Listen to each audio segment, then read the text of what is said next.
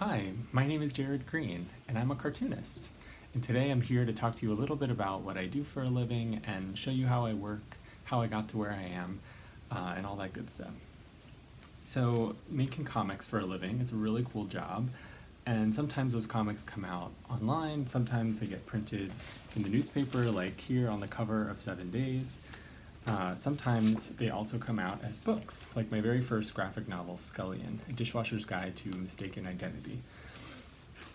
And all of these comics go through relatively the same process. So I'm going to show you some of the steps to, how it gets to its final form. So a little about how I got to where I am. I was a kid who loved to write and draw all the time. I was also always reading books and comics in the newspaper, and I just always had a sketchbook with me. I would draw in the car, I would draw at restaurants, I would draw on family vacations, I would draw inside, outside, everywhere. I just loved to draw, and I couldn't be stopped. And I certainly never thought that I would get to do it for a living, but all of that time spent drawing has sort of prepared me for this career. And when I was in high school, I got really lucky in that my high school had a student newspaper called Revolution, and I worked as a cartoonist on the newspaper staff for 3 years during high school. And then when I went to college, my college newspaper also had a student newspaper called the Daily Gamecock, so I drew cartoons for them as well. And I did all different kinds of cartoons. I did editorial cartoons, which are comics that support the editorial position of the paper that week. I did editorial illustrations, which is just story art that accompanies an article. And then I also had a comic strip, which was gag-based, and that came out twice a week. And so that was amazing, like, training ground for the work that I do now, and then I was just constantly drawing and writing, honing my craft, and every week being published and like seeing my work in print and evaluating it and trying to do better the next week, and just doing that for 4 years straight in college really helped me get some great habits of writing and drawing almost every single day. All of these different comics, they usually go through about the same process, so I'm going to show you some of the steps that I take in order to get my comics from an idea in my head into their final form. When it comes to Scullion, my graphic novel, how I started was that I wrote an outline of the whole story. So each of these lines in this grid are a different scene in the story, and I have to hit all of these scenes and put them together in order to make a complete book. Sometimes I'll take this and I will write basically an essay of the beginning, middle, and end of the story. All of the events that happen, everything that has to be in this book in order for it to make sense and for the characters to have sort of satisfying conclusions. So once I have this completed, I will start doing what's called thumbnails, which are just rough sketches of the final version of the book.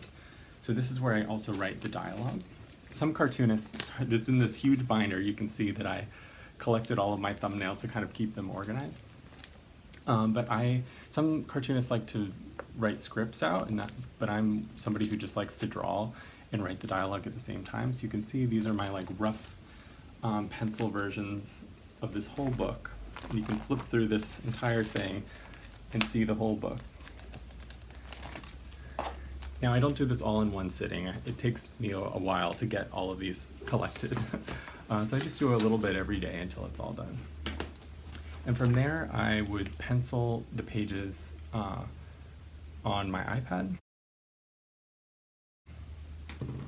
And from there, I will print them out on Bristol paper, which is just like a heavy cardstock paper. And I will ink them so that I can make the final art. And I ink my work with a bottle of ink and a brush that I dip in, and I carefully outline each pencil drawing. This is so that it reproduces really clearly. The pencil can be kind of a little too light to reproduce. And from there, I will scan those inked drawings into the computer and clean them up, and then I will add color. So you can see these are the final pages as they appeared in the book. And again, I just do this one at a time, little by little, until the whole book is done. It took me about a year to do this entire book, and about a year prior to that of writing and thumbnailing. So like I said, it doesn't happen overnight, even though I wish I could work faster, but a little bit every day, and eventually you have a whole book. So as far as like a typical day, it really depends on where I'm at in this process of all those different steps that I just showed you. So I may be writing a project, and so in that case I'm working on my outline or synopsis, or I'm writing and drawing those thumbnails, and that'll just be the thing that I work on for that day. And usually I'm drawing in my sketchbook, especially if I'm designing characters. I want to be able to draw them as often as I can before I actually make the final artwork. That way it feels like second nature drawing them. For SCULLION, I mean, I drew all of the characters in this book so many times in every single panel over and over again over the course of a year. And so prior to that, I had drawn those characters in my sketchbook hundreds of times, and so it just made it a lot easier when I was making the final artwork. So there's always a little bit of drawing, but usually it starts with the outlining and the thumbnailing, and then I will send that to an editor if I'm working with an editor. They'll give me feedback on anything that's unclear or needs to be updated, and then I'll make those changes, and then I will draw the final artwork. And again, I just draw a couple pages a week, and slowly building up until they're all done. Then I print them all out and do that process again, where I'm just inking them one at a time until they're all finished, scanning them all once they're finished, and then coloring them a little by little. And I had some help with the colors. Some friends of mine helped lay down the base colors, then I finished everything by making everything the final color and then adding shading and lighting effects and things like that. So depending on where I'm at, I'm doing one of those sort of tasks each day until it's all done. And then I send the book to my publisher, or I send in the cartoons to the newspaper editor or art director that I'm working for. They'll let me know if there's any final changes. They'll do proofreading if there's a lot of text. And yeah, and then it'll come out. And it's really exciting to hold it in your hands and to you know, to see it in person. And I also should say that I work a lot bigger than the final size of this book. So I worked 125% larger. It's just a little easier on my hand, which is good. If you're working on a 200-page book, you gotta preserve the tool that makes it happen. That's pretty much it. If you're somebody who loves writing and drawing, if you love storytelling really in any form, this could be the ideal career for you. It's something you have to work really independently and be self-motivated to do it. Especially when I'm developing a project, I may not have a contract to be published or anybody who's asking me to do it, but I just have a desire to write and tell stories, and I love doing it. And so I just make it happen because that's just part of my job. And so if you are self-motivated and love to tell stories, then you would be a great fit for this career. You do have to work by yourself a lot of the time, and then you work with other people depending on where you're at in the process. Part of what I love about this job is that really anything that is in my head, I can put it onto the page.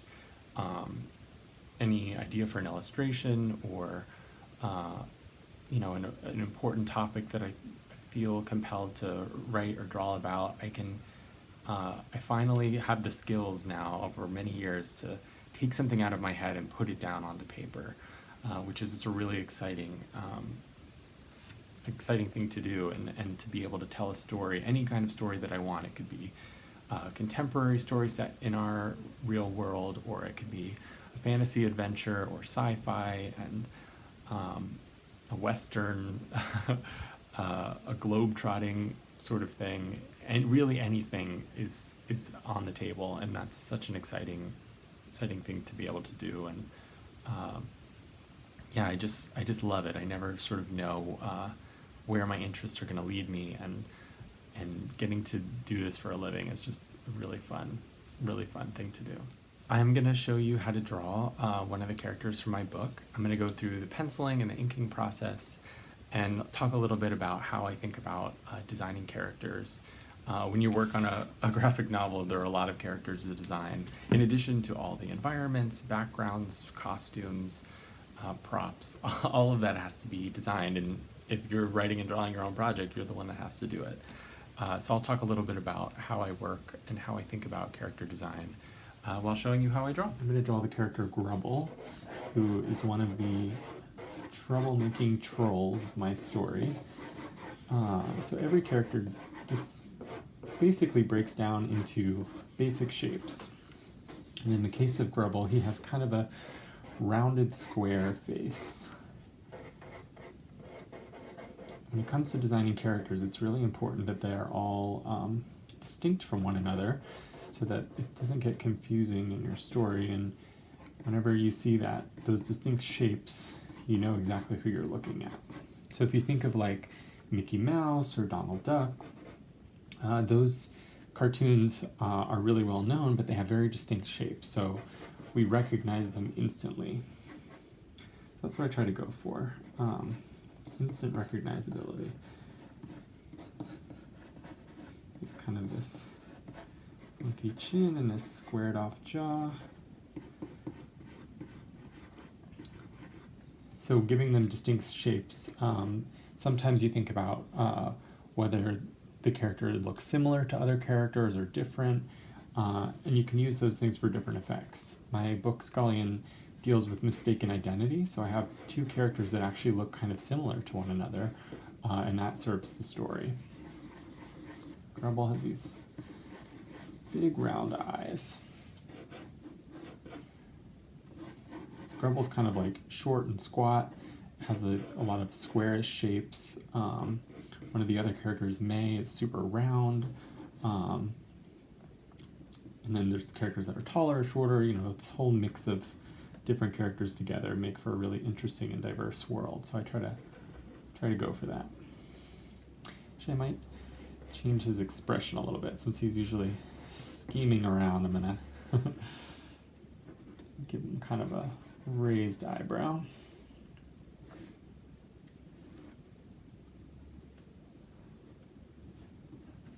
Go. He always has a kind of a funny expression.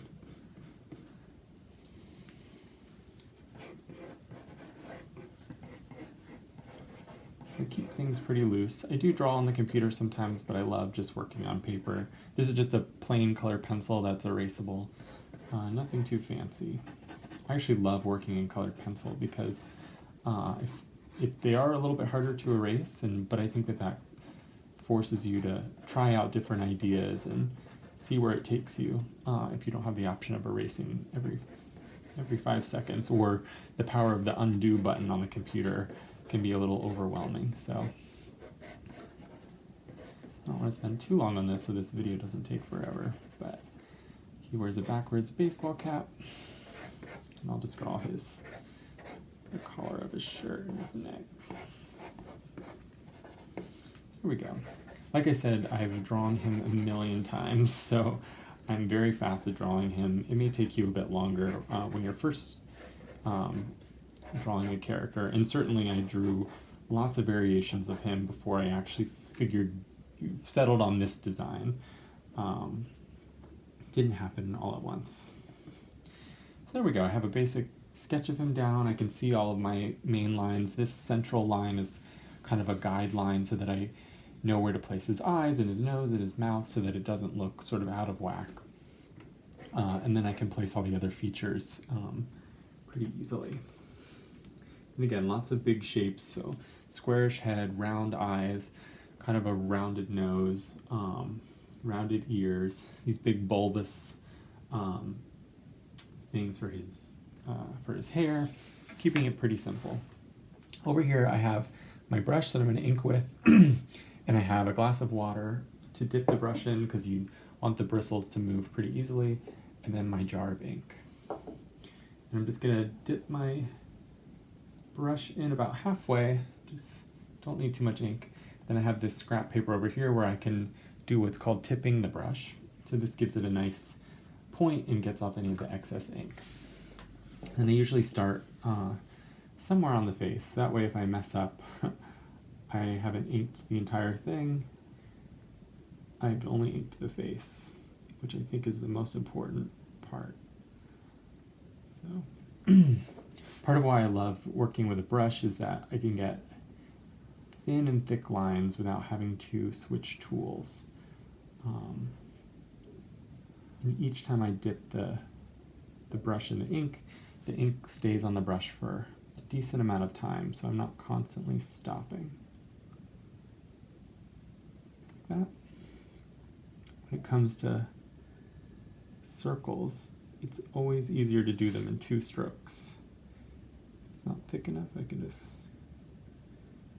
go back over it. And I move the paper all the time, whatever angle I need it to be at in order to easily get the lines that I want to make. Some people like to tape theirs down. I don't. I like moving it around.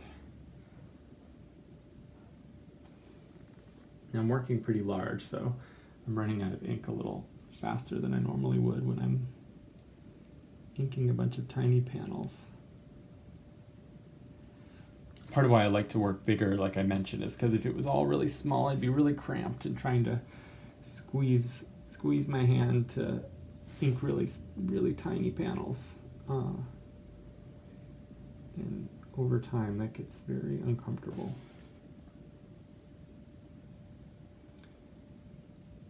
It took me a long time to sort of get used to working with a brush. I used what are called technical pens for a long time, which are basically just like a writing pen, essentially, that has black ink in it. And I used those for my newspaper comics for many years. I've used brush pens, which have like a refillable capsule inside them, so you don't have to have a bottle of ink and you can travel with them easily. One thing I'm thinking about while I'm inking is having some of the bigger, more outlined shapes on the edge of his face be thicker than his facial features. This helps give the character like some weight when he has these sort of outer, heavier lines, and then inside it's a little thinner.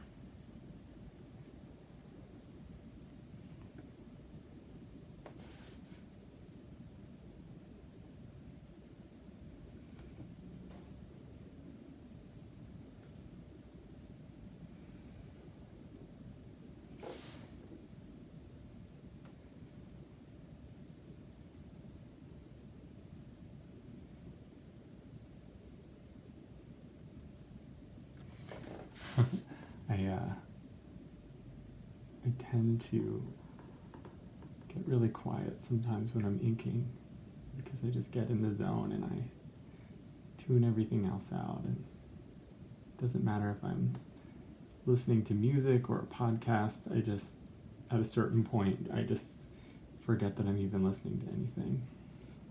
Sometimes if I'm listening to a podcast, whoever's being interviewed might give a really good answer, and I'm like, oh, that's so interesting. Wait, what was the question? I find myself having to rewind and go back because I've just completely tuned it out.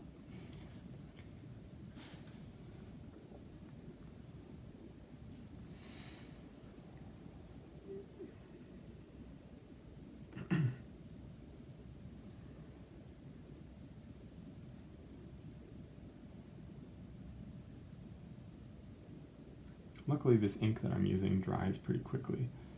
Otherwise, I might be smudging it all over the place, although that is why we have whiteout. I definitely used a lot of whiteout when making SCULLION. I have a pretty smooth line style. There's definitely lots of artists who have more of a rougher, more textured style, who like to use dry brush or maybe different kinds of pens or paints that produce a different line. But I like this kind of smoother style.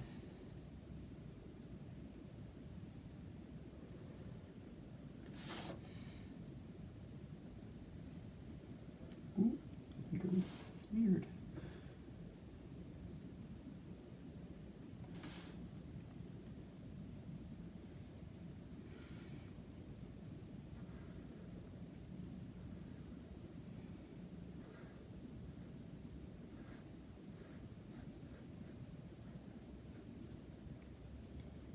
You work with a brush, you do have to kind of go quickly and work. Oh, oops. See, I just smeared it. I'll have to wipe that out. You do have to work kind of quickly, because if you work too slow, then if you're a little unsteady with your hands, the brush will pick up all the jitteriness, which could be something that you're into, but I try to have a more confident, smooth line. I'm also jumping around a lot. Normally I would work left to right, so that way I'd be in less danger of smearing everything. But we're just gonna go with it. It's a quick sketch.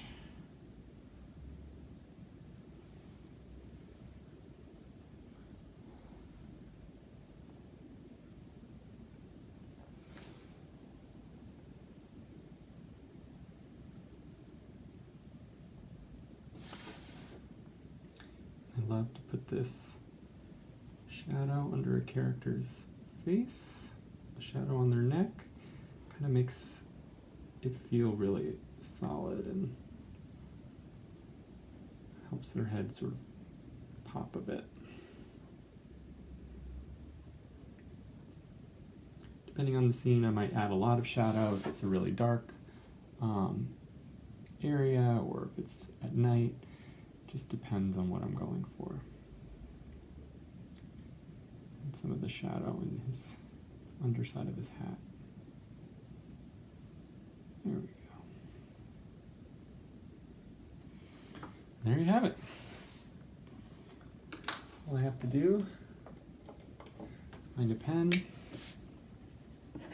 Ooh, pen that works, maybe. The danger of being an artist is that I have a lot of pens and a lot of them don't work. Here we go. And this is Grubble. I hope you all enjoyed getting a sneak peek into my process, and you can see all you need is a piece of paper, a pencil, and something to ink with, and you're ready to make your own comics. So I hope you will give it a try.